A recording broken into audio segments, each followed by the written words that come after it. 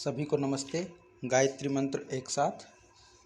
ओम भूर्भुवः स्वः तत्सवितुर्वरेण्यं भर्गो देवस्य धीमहि धियो यो नः प्रचोदयात्।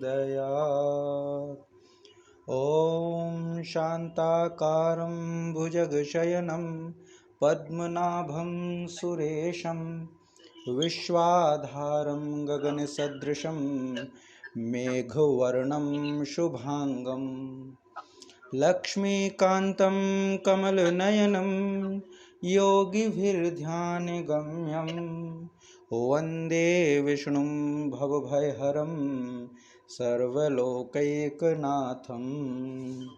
ॐ यं ब्रह्मा वरुणेन्द्ररुद्रमरुतः स्तुन्वन्ति दिव्यैस्तवैर्वेदैः साङ्गपदक्रमोपनिषदैर्गायन्ति यं सामगाः। ध्यानावस्थिततद्गतेन मनसा पश्यन्ति यं योगिनो यस्यान्तं न विदुः सुरासुरगणा देवाय तस्मै नमः। देवाय तस्मै नमः। गीता माता ऑनलाइन कक्षा में आप सभी का हार्दिक स्वागत है। इस कक्षा में हम 6वें अध्याय का अभ्यास कर रहे हैं, जो कि आत्म संयम योग। आत्म संयम अर्थात स्वयं पर संयम करने का, स्वयं पर संयम रखने का जो अध्याय है वह है 6ठ अध्याय अर्थात 6वां अध्याय जो कि हम पढ़ रहे हैं। तो 6वें अध्याय के हमने 9 श्लोकों को समझ लिया था और 9वां जो श्लोक था वह था, आज 10वां श्लोक आरंभ होगा। रुकिएगा, 10वां नहीं, अब 12 श्लोक हो गए थे। हाँ, 12 श्लोक, 13वां होगा। 12वें श्लोक हो गए थे, 13वां श्लोक आरंभ होगा। और 12वां जो था वह था कि आसन पर बैठकर योग का साधन करने के लिए कहा गया था, और उस पर भी किस तरह का करने विधि जो है आज हम पढ़ेंगे। तो 12वां जो था वह था तत्रेकाग्रम मनः कृत्वा यत् चित्तेन्द्रियः क्रियः उपविश्यासने युञ्ज्यात् योगम आत्म विशुद्धये।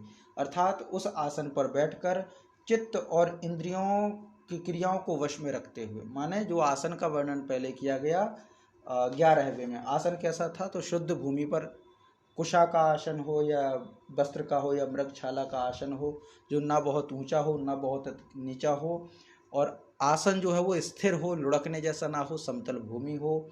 और उस आसन पर बैठ करके चित्त और इंद्रियों की क्रियाओं को वश में करके मन को एकाग्र करके अंतःकरण की शुद्धि के लिए योग का अभ्यास करें। तो इसमें एक और पता चलता है कि योग के अभ्यास करने से अंतःकरण की शुद्धि होती है। तो यहाँ तक ये हो गया था। 13वां जो है वह है समम काय शिरोग्रीवम। समम काय शिरोग्रीवम धारयन्नचलं स्थिरः संप्रेक्ष्य नासिकाग्रम स्वं दिशश्चानवलोकयन्। समम काय शिरोग्रीवम। काय शिरोग्रीवम, काय शिरोग्रीवम अर्थात काया, शिरो अर्थात सिर, ग्रीवा अर्थात गला जो है हमारा। तो काय शिरोग्रीवम माने गला, सिर, और काया माने हमारा शरीर, धड़ जिसको हम कहें, धड़, गला और सिर कैसा हो? समम अर्थात समान हो। विधि क्या है? ध्यान योग की। ध्यान योग की विधि है कि हमारा काया यानी शरीर, धड़ जो है वह है, और हमारा गला और हमारा सिर कैसा हो? समम और अचलम। धारयन माने हमारा जो गला है, हमारा सिर है, हमारी काया है, वह समान हो। समान से अर्थात गर्दन जो है झुकी ना हो, हमारा शरीर झुका हुआ ना हो। अधिकतर ऐसा ध्यान रखा जाता है कि हमारी जो रीढ़ की हड्डी है, बैकबोन जो है, वह स्ट्रेट रहे, सीधी रहे। और इसके भी तमाम आसन हैं, पद्मासन है, सुखासन है, अर्ध पद्मासन है, ये आसन ऐसे बताए जाते हैं जिससे हमारी कमर की जो रीढ़ की हड्डी है वह सीधी रहे। सीधी रहेगी तो आलस्य नहीं आएगा, और हमारी जो गर्दन है वो झुकी हुई ना हो, सम हो, स्थिर हो। धारयन, स्थिरता को धारण करके।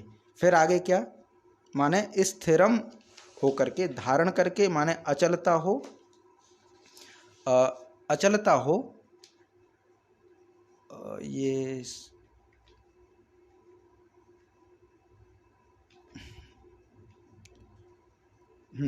हमारा जो ये अचलता हो माने हिले डुले ना गर्दन, क्योंकि अचलता होगी तभी जा कर के जो है स्थिरता आ पाएगी। तो हमारी जो ये गर्दन है, काया है अर्थात ये देह है, और सिर है वह सम हो, और धारण करके, स्थिरता को धारण करके, अचलता, अचलता माने चलन ना हो, हिले डुले ना, अचल हो, स्थिर हो। और फिर क्या करना, स्थिर होकर के स्वम अर्थात अपनी नासिकाग्रम संप्रेक्ष्य दिशः न अनवलोकयन। अवलोकयन अर्थात देखना, अनवलोकयन अर्थात ना देखना। क्या नहीं देखना, दिशः अनवलोकयन, दिशाओं को नहीं देखना। तो देखना किसको, दृष्टि कहाँ होनी चाहिए, तो नासिकाग्रम संप्रेक्ष्य, हमारी जो दृष्टि है वो नासिका के अग्रभाग, नाक के अगले हिस्से पर दृष्टि जमाना है। ध्यान की अवस्था बताई गई है। माने पहले तो ये बता दिया गया है कि आसन स्थिर हो, आसन स्थिर होगा तो शरीर स्थिर होगा। शरीर स्थिर होने के लिए, एकाग्रता होने के लिए क्या है कि हमारा जो देह है वह, हमारा सिर, हमारा गला स्थिर हो, समान हो, एक रेखा में हो, सीधी रेखा में हो, टेढ़ा ना हो, कहीं कोई लोच ना हो, सीधा ये हो करके अचलता हो, हिले डोले नहीं ज़्यादा, चपलता ना हो शरीर में, क्योंकि अगर यही होगा तो मन भटकेगा। तो स्थिरता हो। जब ये स्थिरता हो तो फिर दृष्टि को, अपने जो नेत्रों की जो दृष्टि है उसको नासिकाग्र, नासिका के अगले हिस्से पर, जो हमारी नासिका के अगले नथुने जो होते हैं, नॉस्ट्रल जो कहते हैं, वहाँ पर बिल्कुल मध्य में दृष्टि को जमाना है, स्थिर करना है। माने अपने दोनों नेत्रों की दृष्टि को जो है नासिका के सबसे अगले हिस्से पर जमाना है, और कहीं ध्यान नहीं देना, किसी ओर नहीं देखना, सभी दिशाओं से दृष्टि को अनवलोकयन, अनवलोकयन शब्द प्रयोग किया गया। अनवलोकयन अर्थात ना देखता हुआ, ऐसा योगी होना चाहिए। माने ये बता दिया, आसन पहले हो गया, और यहाँ पे हो गया कि उसका जो है समम काय शिरोग्रीवम, समम काय शिरोग्रीवम धारयन अचलम स्थिरा, धारण करके क्या, अचलता, स्थिरता, किसमें, इन अंगों में, शारीरिक अंगों में धारण करना है क्या, स्थिरता को, अचलता को धारण करके हमारी जो नासिका के अग्रिम हिस्सा है वहाँ पर अपनी दृष्टि को संप्रेक्ष करना है, स्थिर करना है, और सभी दिशाओं से दृष्टि को हटा लेना है, सभी दिशाओं को नहीं देखना। माने दिशाओं की ओर ना भटकते हुए अपनी दृष्टि को नाक पे जमाएंगे, एक जगह जमाएंगे, एकाग्रता होगी। इसको एक और त्राटक होता है, त्राटक में हालांकि क्रिया एक ही है, बस अंतर इतना है कि अभी जो हमारी दृष्टि है वह नासिकाग्र, नासिका के अगले हिस्से पर केंद्रित होगी, और त्राटक में होता है कि एक दीपक जलता होता है, उस दीपक की लौ पर हम दृष्टि को एकाग्र करते हैं।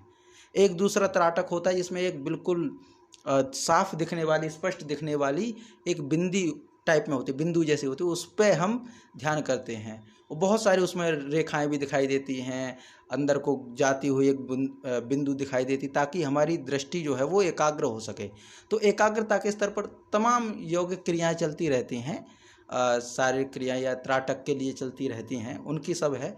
लेकिन यहाँ जो है वो ऐसा क्यों, क्योंकि पहले हम बता चुके, त्राटक तो यहाँ भी बोल सकते थे, दीपक तो यहाँ भी बोल सकते थे, पर योगी कहाँ है, निर्जन स्थान पर है, एकांत में है, जंगल में है, वह कुशा का आसन लेकर के या कोई वस्त्र का आसन लेकर के या मृगशाला का आसन लेके एक स्थान पर बैठा हुआ, शुद्ध भूमि पर बैठा हुआ, जंगल में बैठा हुआ है, वहाँ दीपक नहीं होगा, वहाँ पे कोई तेल बत्ती जलाएगा नहीं, तो नाक तो रहेगी ना। ये कहा कि यहाँ पे दृष्टि जमाओ, क्योंकि सामने पत्ते पे वृक्ष होंगे तो पत्ते पे जमाएंगे तो हिलेगा डुलेगा, सामने विषयों को ही देख रहे हैं। तो अपनी दृष्टि को नासिकाग्र, नासिका के अग्रिम जो है हिस्सा, उस पे जमाना है, क्योंकि जब हमारी नज़र जहाँ पे पड़ेगी वहाँ पे आसक्ति भी हो सकती है और विचार उत्पन्न होंगे। माने ऐसे बहुत सारे साधु संत हुए जिनको मोक्ष मिलता हुआ रुक गया, उनकी कहीं दृष्टि पड़ गई, वहाँ मोह आ गया, वहाँ फंस गए, तो उनका मोक्ष रुक गया। तो इसीलिए कहा कि कहीं और ना देख के अपनी दृष्टि को अपने नासिकाग्र पर केंद्रित करना है। तो ये पूरा है। तो समम काय शिरो ग्रीवम धारयन्नचलम स्थिरः संप्रेक्ष्य नासिकाग्रम स्वम दिशश्चानवलोकयन। तो ये पूरा हो जाएगा कि काया सिर गले को असमान अचल और स्थिर धारण करके, स्थिरता धारण करके अपनी दृष्टि को नासिका के अग्रिम हिस्से पर केंद्रित करना है और दिशाओं को नहीं देखना है, ना अवलोकयन अर्थात अनवलोकयन, ये पूरा है। तो इसको हम पढ़ेंगे। समम काय शिरो ग्रीवम धारयन्नचलम स्थिरः समम काय शिरो ग्रीवम धारयन्नचलम स्थिरः संप्रेक्ष्य नासिकाग्रम स्वम संप्रेक्ष्य नासिकाग्रम स्वम दिशश्चानवलोकयन दिशश्चानवलोकयन, ये हो जाएगा। तो अभी ये जो श्लोक है इसको आदरणीय मधु माता जी आप इसका पाठ कीजिए।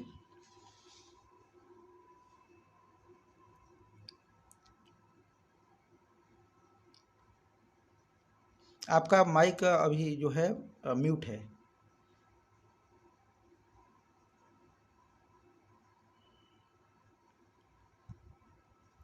माता जी आवाज आ रही है? मधु जी शायद है नहीं, पता नहीं, शायद कोई टेक्निकल खराबी होगी। जी आदरणीय सुधीर जी आप कीजिए इसका पाठ, अगले उसमें कर लेंगे हमको। मैं महोदय क्षमा चाहूंगा, मैं गाड़ी चला रहा हूँ। अच्छा अच्छा ठीक, कोई बात नहीं जी, ठीक, मैं व्हील पर हूँ इसलिए नहीं जो है चित्रित हो पाऊंगा। कोई बात नहीं, कोई बात नहीं, आप वहाँ ध्यान दीजिए अपना। जी तो इसी क्रम में हमारे जो भी साथी हैं इस श्लोक का एक पाठ कीजिए, क्योंकि पिछली कक्षा में एक नया जी जी जी जी जी हाँ ठीक है जी, ठीक है जी, स्वागत।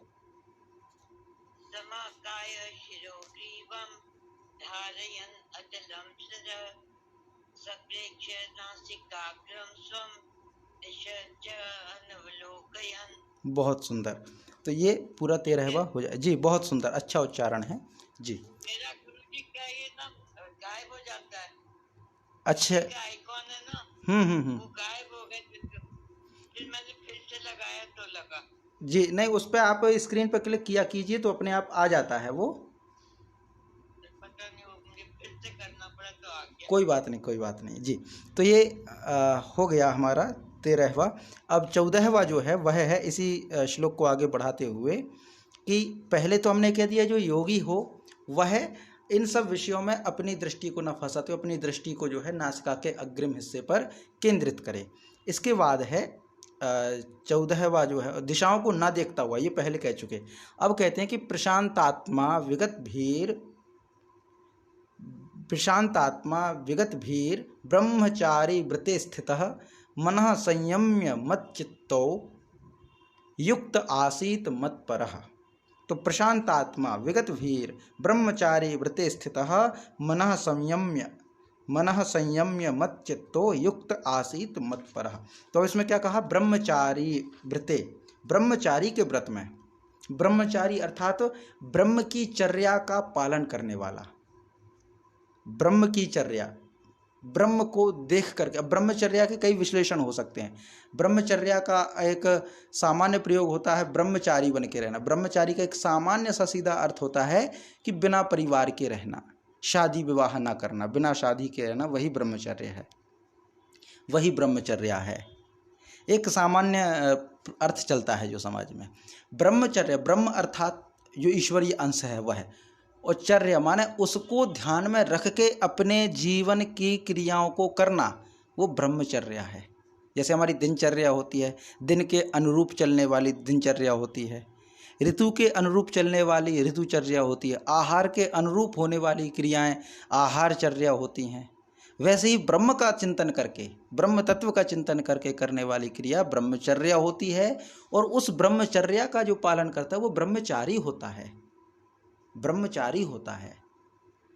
तो ये एक अर्थ यहाँ पे हो सकता है। तो वह ब्रह्मचारी जो है उस व्रत में रह करके स्थितः ब्रह्मचारी व्रते स्थितः, माने वह जो योगी है वो ब्रह्मचारी के व्रत में स्थित, और फिर क्या कहा, विगत भी माने है भय, विगत माने बीत गया हो, माने निकल गया हो, भी अर्थात भय, तो जिसका भय निकल गया हो, जो भय से रहित हो गया हो, ऐसा योगी। ठीक है, तो ब्रह्मचारी के व्रत में स्थित, भय रहित और प्रशांत आत्मा माने जिसकी आत्मा प्रशांत हो, अंतःकरण जिसका शांत हो, अंतःकरण जिसका बिल्कुल एकाग्र हो। ऐसा नहीं कि वो बिल्कुल उतावला हो जाए, और ऐसा नहीं कि वो नकारात्मकता उसके मन में आ जाए, ऐसा नहीं। तो बीच की स्थिति माने भली भांति उसका जो अंतःकरण अर्थात मन बुद्धि चित्त अहंकार ये शांत हो, प्रशांत हो ये, और युक्त अर्थात वह सावधान योगी मनः संयम्य, मन को रोक कर, मत चित्त अर्थात मत माने मेरी ओर, चित्त माने चित्त को रखने वाला, और मत्परः अर्थात मेरी ओर परायण होने वाला, आसीत अर्थात हो। तो ये 3-4 श्लोकों का सीधा वो चल रहा है, 3-4 श्लोकों का सीधा वो एक सीक्वेंस चल रहा है कि पहले तो कह दिया कि वह जो ब्रह्मचारी है, और ये किस विषय में चल रहा है, ये आत्मसंयम, चूंकि ये अध्याय का नाम है आत्मसंयम योग। तो स्वयं का संयम कैसे होगा, तो वही चल रहा है। ध्यान की ओर विधि बताई जा रही है कि पहले तो एकाग्र निर्जन स्थान हो, ऐसी भूमि चुनो जो शुद्ध हो, और आसन कैसा ये विषय हो गया, और फिर वहाँ पर कैसे बैठना, भूमि पर कैसे रहना, ये सब वर्णन करते हुए फिर ये कहा गया कि ग्रीवा है, सिर है, शरीर है, इसको एक सीधी रेखा में करके, स्थिर करके, अचल करके, अपनी जो दृष्टि है उसको दिशाओं में ना भटकाते हुए अपने नासिका के अग्र हिस्से पर केंद्रित करना, ये तो हो गया। फिर आगे कहते हैं कि वह योगी जो है, जो योग का अभ्यास कर रहा है, ना योगी, और क्यों कर रहा है, क्योंकि आत्मशुद्ध है, स्वयं की शुद्धता के लिए, तो वह जो कर रहा है। अब फिर आगे कहते हैं भगवान श्री कृष्ण समझाते हुए, तो वह ब्रह्मचारी के व्रत में हो और भय से रहित, माने उसको भय ना हो, किसी चीज का भय ना हो, निर्भयता कौन देता है। तो एक ये जो पूरा श्लोक तो याद नहीं है, ये वैराग्य शतक लिखी है राजा भर्तृहरि, उस समय राजा थे, फिर बाद में वैरागी हो गए थे भर्तृहरि, उन्होंने वैराग्य शतक में लिखा, एक सूक्ति उसकी ध्यान है कि वैराग्यमेव अभयम, बस वैराग्य ही अभयता प्रदान करता है, बाकी सब में भय है, बाकी पूरे संसार में भय ही है। और किस बात का भय, जब आप वस्तुओं को अपने पास संजो के रखना चाहें, परिग्रह करना चाहें, तो भय है, और परिग्रह नहीं करना तो पहले ही कंडीशन दे दिए कि अपरिग्रह, पहले ही हम पढ़ चुके हैं कि अपरिग्रह के विश्लेषण हम कल कर चुके हैं। तो जब अपरिग्रह है तो भय नहीं होगा, वस्तुओं के छिन जाने का भय नहीं होगा, कोई पद है उसको छिन जाने का भय नहीं होगा, सामाजिक प्रतिष्ठा चली जाए उसका भी भय नहीं होगा। वो फिर मीराबाई जैसा हो जाएगा कि भाई समाज मेरे बारे में क्या कह रही, कोई फर्क नहीं पड़ता है, मैं सही हूँ, मेरा तो गिरधर गोपाल दूसरा ना कोई। ये जो स्थिति हो जाए तो ये होती भय मुक्तता। विगत भीह माने जिसका जो डर है, भय है, वो विगत हो गया हो, निकल गया हो, और वह कैसा हो, अंतःकरण जिसका शांत हो, अंतःकरण पल पल बदलने वाला ना हो। ये संसार परिवर्तनशील है, तुरंत बदलता है, तुरंत हमें कोई अच्छी खबर सकारात्मकता मिल जाती, तुरंत नकारात्मकता दिख जाती है, तुरंत कोई खुशी देने वाले विषय उत्पन्न हो जाते, तुरंत दुख वाले। जो व्यक्ति एक दिन पहले बहुत खुश था, दूसरे ही दिन वो दुखी हो जाता है। तो आज इस बदलते हुए, पल पल बदलते हुए संसार का कोई भरोसा नहीं है।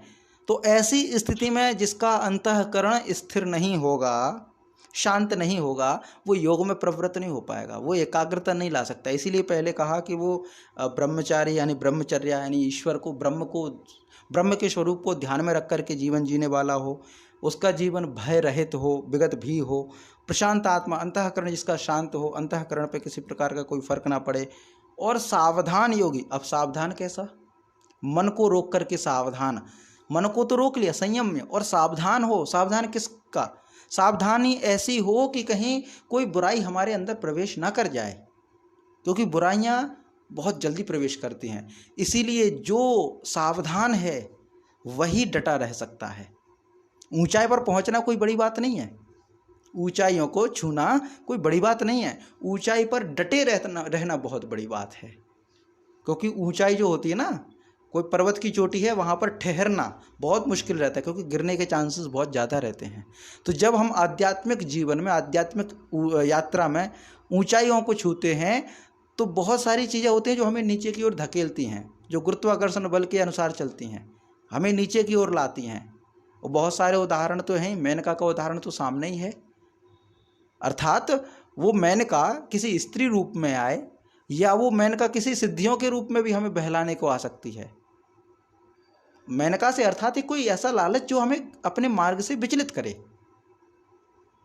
वो तो एक नाम मात्र है, ठीक है, उस समय परिस्थिति रही होगी, पर ये एक ऐसा उदाहरण हो सकता है जो हमें छोटी छोटी चीज़ों में, छोटे कुछ चमत्कारों में उलझा के रख सकता है, जो हमारी गति को रोक सकता है, जो हमारी शुभ पथ की जो यात्रा है उसको रोक सकता है। तो यह यात्रा ना रुके, इसके लिए आवश्यक है कि हम सावधान हों। वह जो योगी है वो सावधान हो, मन को संयम करके, माने मन को रोक करके, कहाँ बेफिजूली में यहाँ वहाँ ना भागे, मन को रोक करके सावधान रहने वाला, तत्पर, मतलब हमेशा सावधान रहे, वो हमेशा सावधान रहे। ऐसा नहीं कि वो जो है देख लिया कि ठीक है और फिर नहीं, मन बिल्कुल एकाग्र हो और शांत हो और हमेशा जो है सावधान की स्थिति में रहे। सावधान से अर्थात स्वयं का आकलन करता रहे, कहीं कोई बुराई तो प्रवेश नहीं कर रही है। उसके बाद मत चित्त जो है उसका, उसके किसके प्रति हो, मत अर्थात मेरे लिए, मेरी ओर जिसका चित्त हो। भगवान श्री कृष्ण कहते हैं मत चित्त अर्थात मुझ में चित्त हो, ऐसा हो, और मत परह, मेरी ओर परायण होने वाला वह योगी हो। ये बात कही गई, माने ध्यान करने की विशेषता बताई है। पहले श्लोक में बताया है कि वह नासिका के एकाग्र करके, नासिका पर अपनी दृष्टि को एकाग्र करके बैठे, ध्यान करे, और वह ब्रह्मचारी के व्रत में हो, उसका जो भय है वो रहित हो गया हो, उसका जो अंतःकरण है वह शांत हो, वह जो है मन को रोक करके सावधान योगी हो, मेरी ओर अपने चित्त को लगाए, चित्त को यहाँ वहाँ ना भटकाए, ईश्वर का ध्यान करने में लगाएं।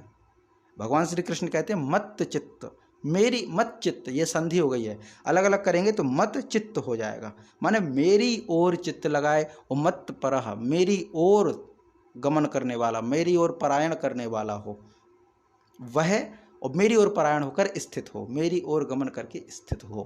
ये विशेषता यहाँ पर बताई है। तो प्रशांतात्मा विगत भीर ब्रह्मचारी व्रते स्थितः मनः संयम्य मत चित्तो युक्त आसीत मत परः। तो प्रशांतात्मा विगत भीर, प्रशांतात्मा विगत भीर ब्रह्मचारी व्रते स्थितः मनः संयम्य मच्चित्तो, मनः संयम्य मच्चित्तो युक्त आसीत मत्परः, युक्त आसीत मत्परः। प्रशांतात्मा विगत भीर ब्रह्मचारी व्रते स्थितः मनः संयम्य मच्चित्तो युक्त आसीत मत्परः, युक्त आसीत मत्परः। ये 14वां श्लोक हो गया। वीणा माता जी आप इसका पाठ कीजिए।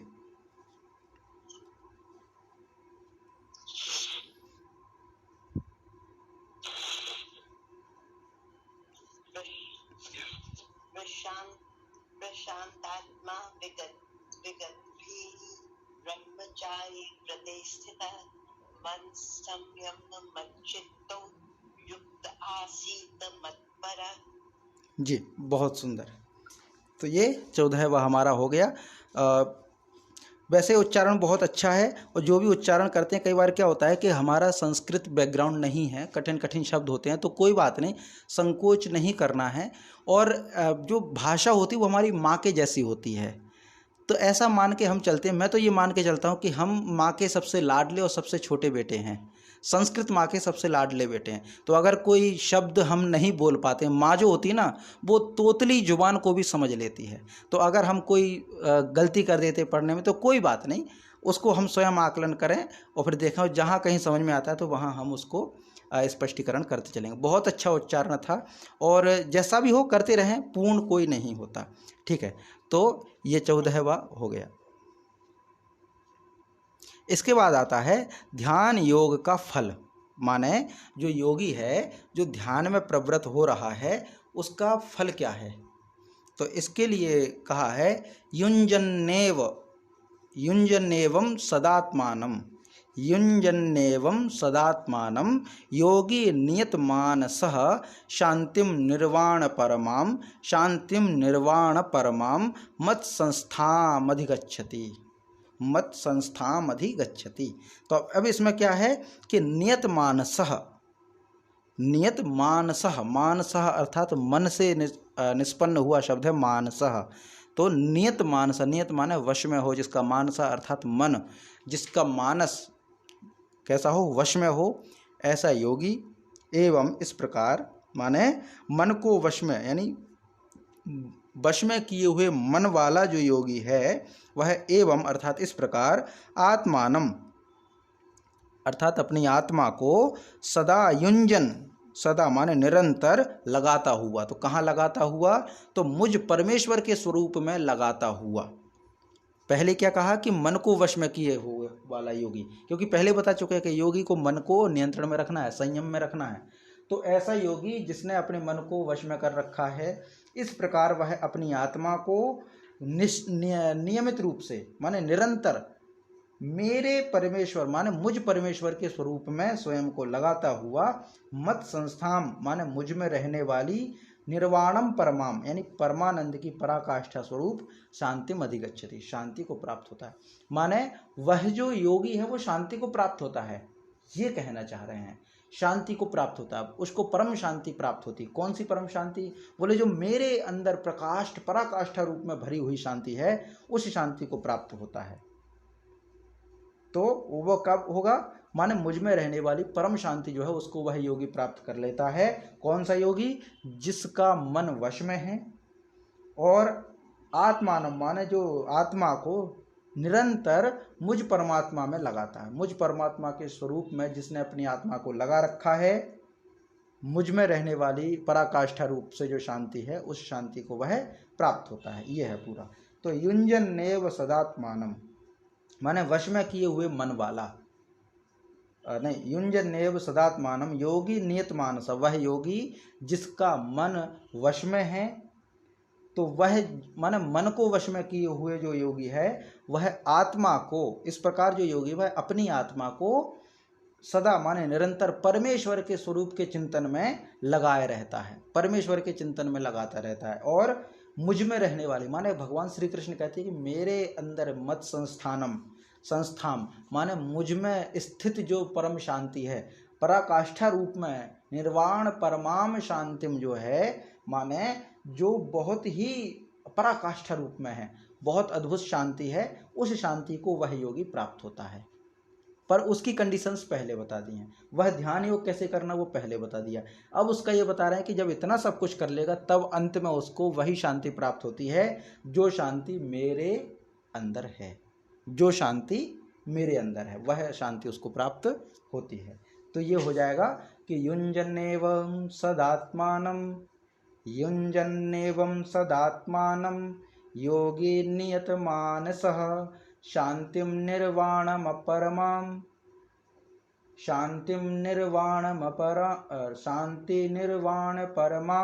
मत्संस्थाम् अधिगच्छति। युञ्जन ये यहाँ है ना, यहाँ बनेगा युञ्जन्नेवं, युञ्जन ये एक शब्द है युञ्जन और फिर है एवं, तो हो जाएगा युञ्जन्नेवं सदात्मानं योगी नियतमानसः शांतिं निर्वाण परमां मत्संस्थाम् अधिगच्छति। जी, अब इसका वाचन करें। इसमें दिख नहीं रहा है कौन कौन क्लास में जुड़े हुए हैं। जी, पराकाष्ठा माने एक परमानंद की जो कहते हैं लिमिटलेस जो स्थिति होती है, माने जिसका कोई अंत ना हो, ऐसा एक शब्द है पराकाष्ठा।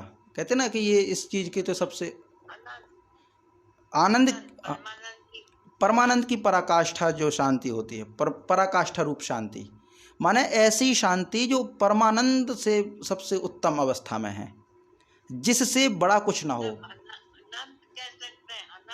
हाँ अनंत कह सकते हैं, मतलब जो सीमाओं से परे है, परमानंद की पराकाष्ठा रूपी जो शांति है उस शांति को प्राप्त। माने ऐसी शांति संसार में नहीं है, जो परमात्मा में स्थित जो शांति है ये है।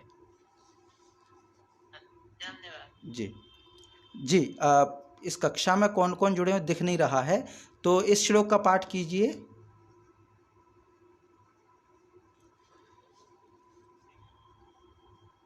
स्क्रीन नहीं अवेलेबल है जी। अच्छा स्क्रीन नहीं दिख रही है, रुकिए दोबारा से करते हैं। पुंजनेवं सदात्मानं योगी नियतमानसः युञ्जनेवं सदात्मानं योगी नियतमानसः शान्तिं निर्वाण परमां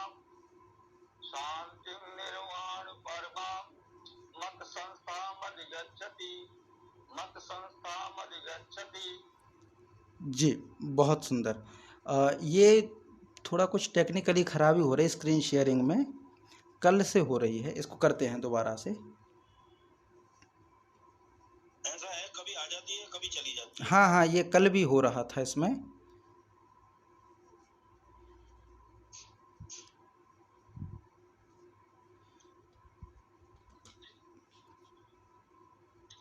आचार्य जी या दुर्गा सप्तती भी इसी तरीके से प्रत्यय युक्त अर्थ सहित जी। दुर्गा सप्तती भी आती है। दुर्गा सप्तशती तो देखा नहीं है प्रकाशन में, तो देखना पड़ेगा। अगर ऐसा होगा तो मुझे बताइए। जी अवश्य। ये स्क्रीन में कोई समस्या आ रही है।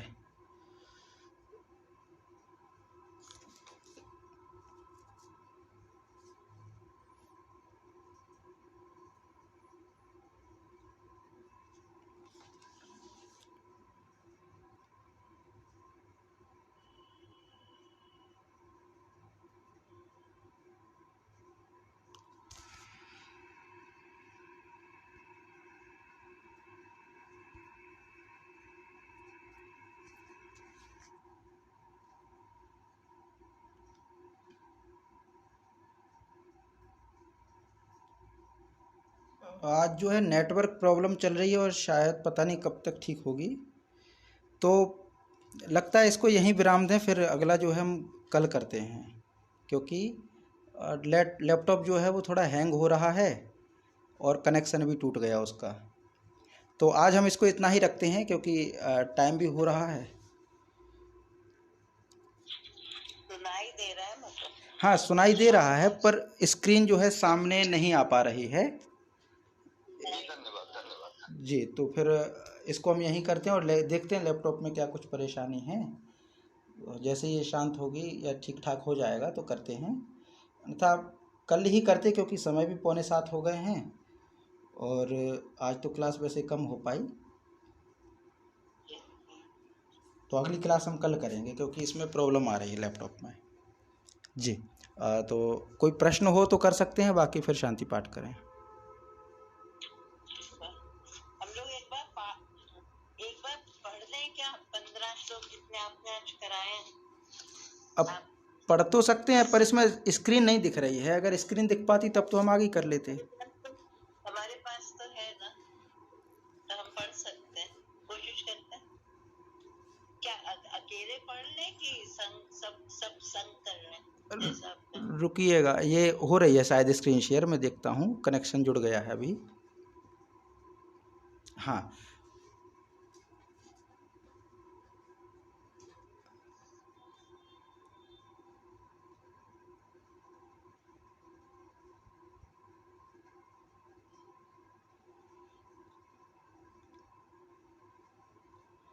क्योंकि उसके लिए पीडीएफ की आवश्यकता होगी, या तो मोबाइल में ओपन कर लीजिए तब चल पाए, क्योंकि स्क्रीन शेयर अगर होगी तो हम सीधे कर सकते हैं।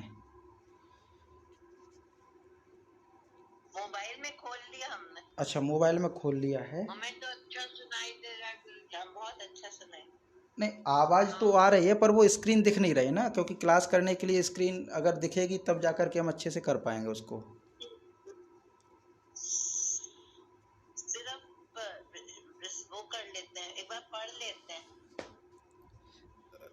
ठीक है, ऐसा कर लेते, क्योंकि स्क्रीन शेयरिंग में तो षष्ठ अध्याय से शुरू करते हैं।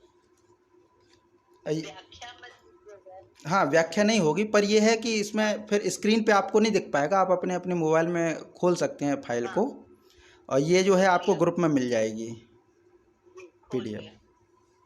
जी,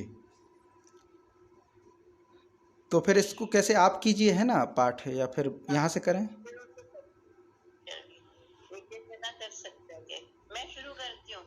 ठीक है षष्ठोध्याय।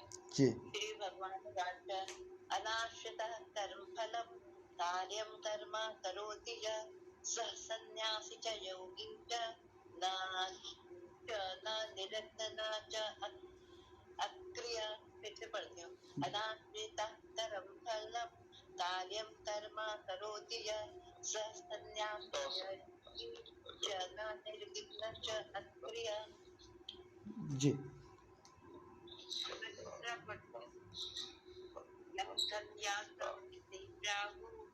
योगम तम सिद्धि पांडव नहीं असत्य से संकल्प योगी भवति कश्चन। जी। अब जी आदरणीय प्रमोद जी, अगला आप कीजिए। इस PDF दिख रही है आपको? PDF मिल जाएगी ग्रुप में। आरुक्षोर मनोयोगम कर्म कारण मुच्यते।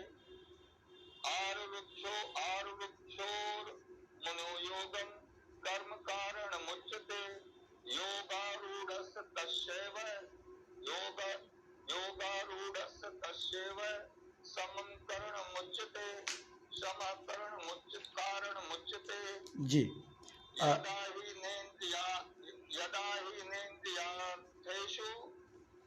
हि नेन्द्रियार्थेषु न कर्म स्वनुसज्जते। यदा हि निन्द्रियार्थेषु न कर्म स्वनुसज्जते। सर्व संकल्प संन्यासी योगारूढ़स्तदुच्यते। जी ठीक है। अब अगला शिवानी जी आप पढ़ेंगे।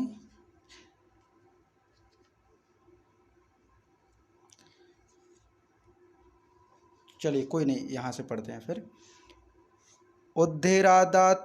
उद्धेरादात्मनात्मानं नात्मानमवसादयेत् आत्मैव ह्यात्मनो बन्धुरात्मैव रिपुरात्मनः।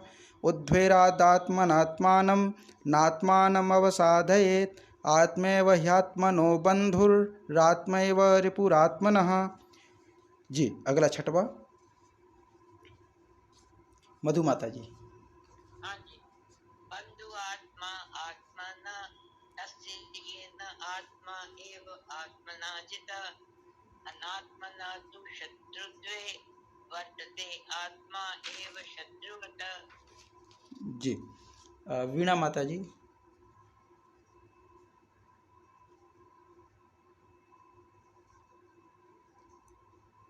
वीणा माता जी आपका माइक अभी म्यूट है।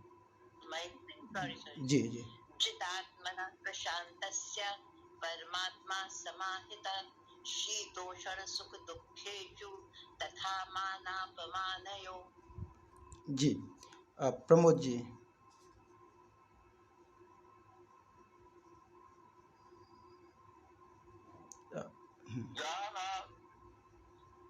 ज्ञान विज्ञान तृप्तात्मा ज्ञान विज्ञान तृप्तात्मा कुटस्थो विजेन्द्रिया कुटस्थो विजितेन्द्रिया युक्त युक्तच्चते योगी युक्त युक्तच्चते योगी समलोष्टास्म कांजनः।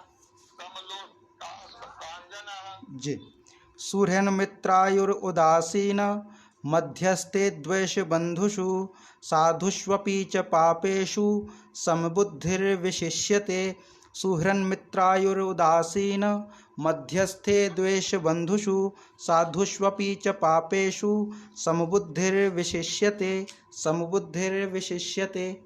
जी मधु माता जी। योगी युज्येत सत्कर्मा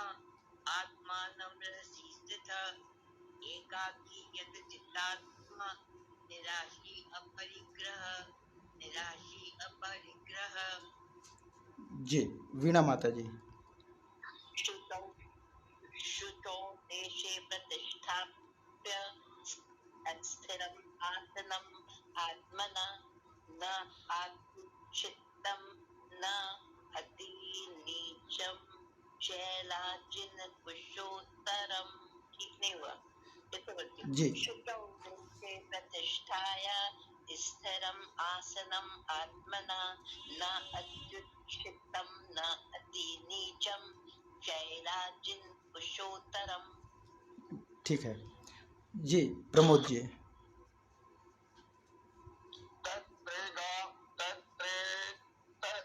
तत्र एकाग्रमं मनः कृत्वा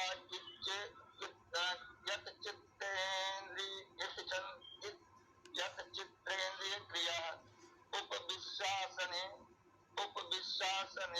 युज्यन् योगम् आत्मविशुद्धये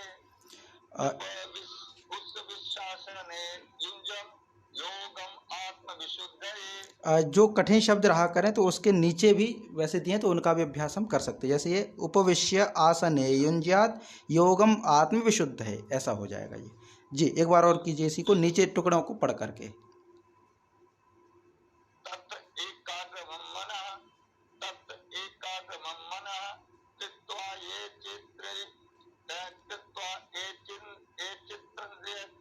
यत् चित्तेन्द्रियः क्रिया।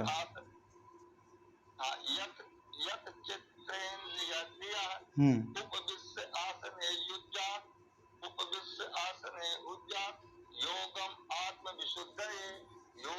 आत्मविशुद्धये। जी उपविश्य आसने युंज्यात योगम आत्मविशुद्ध है। जी समं काय शिरोग्रीवां धारयन्नचलं स्थिरः संप्रेक्ष्य नासिकाग्रं स्वयं दिशा च अनवलोकयान्। जी जी ठीक है जी। आगे मधु माता जी आप पढ़िए इसको। जी ब्रह्मचारी प्रतिष्ठित मनः संयम्य मच्चित्त युक्त आसीत मत्पर जी वीणा माता जी आप कीजिए इसको। माइक अनम्यूट कीजिए आप। जी युञ्जन एवं सदा आत्मं योगी नियत मानस शांतिं निर्वाण परम मामं मत संस्थाम अधिगच्छति। जी बहुत सुंदर। एवं सदा आत्मं योगी नियत मानस शांतिं निर्वाण परम मामं मत संस्थाम अधिगच्छति। जी बहुत सुंदर, उच्चारण अच्छा है। इसमें एक और है कि हम जितने धीमे धीमे उच्चारण करेंगे, धीमे से मतलब स्पीड कम होगी, उतना अच्छे से शब्दों को हम पढ़ते पढ़ते। जैसे अगर हम इसी को करेंगे कि युञ्जन्येव सदात्मानं योगी नियत मानसः शांतिम निर्वाण परमा मत संस्थाम अधिगच्छति, तो इसमें क्या हुआ, बहुत सारे शब्द हमें जल्दी से पकड़ में नहीं आते, तो इसको हम बिल्कुल धीरे धीरे करें, ऐसे कि युञ्जन्येवं सदात्मानं योगी नियत मानसः शांतिम निर्वाण परमां मत्संस्थामधिगच्छति। तो इस क्या है कि धीमे धीमे जब चल रहा है तो हम आगे के अक्षरों को समझ करके उसके अनुसार बोलते चलते हैं। तो उसमें कोई वो तो है नहीं कि इतने ही टाइम में पढ़ना है, थोड़ा ज़्यादा टाइम लग जाएगा, पर वो एक एक अक्षर हमें सामने आता जाता है। युञ्जन एवं सदा आत्मं योगी नियत मानस शांतिं निर्वाण परमामं मत संस्थामं अधिगच्छति। जी ठीक है, तो आज फिर हम इसको 15 तक ही करते हैं, अगली कक्षा से हम 16 श्लोक आरंभ करेंगे। जी तो शांति पाठ करते हैं।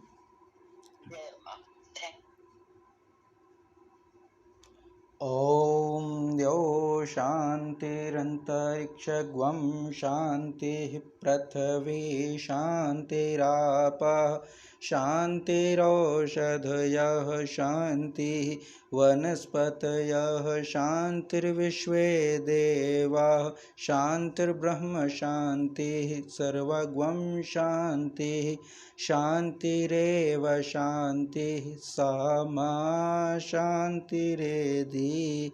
ओम शान्तिः शान्तिः शान्तिः सर्वारिष्टेषु शान्तिर्भवतु। जी सभी को नमस्ते।